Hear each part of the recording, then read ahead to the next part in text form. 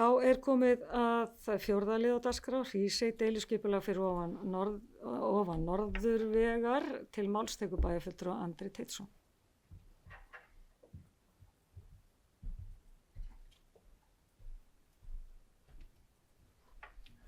Forseti, ágætu bæjarfulltrúar. Ég var í smá tæknilegum örðuleikum með tölvuna mína, þannig ég ætla að freista þess að lesa þetta á símanum, sjá hvernig það gengur.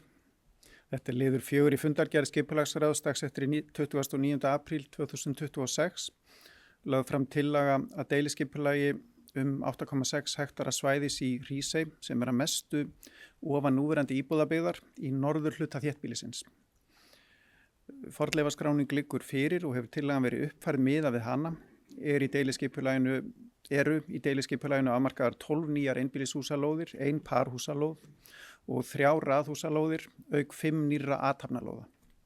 Skipulagsráð leggur til við bæjarstjórn að fyrirliggjandi tillaga deiliskipulagi verði auglýst samkvæmt 1. málsgrein 41. greinar skipulagslaga og verður áhugavert að sjá undirtektirnar þegar og ef þetta deiliskipulag verður komið í gildi. Þetta eru áhugaverða lóðir sem að standa hátt fyrir ofan byggðina í Hrísey og með fallegu útsýni og verða vonandi eftirsóttar. Takk. Bæjarfulltrúi Andri Teitsson lokið máli sínu, orðið laust sem enginn hefur kvatt sér út, þessi geta samþykkt að auglýsa, gefur merki.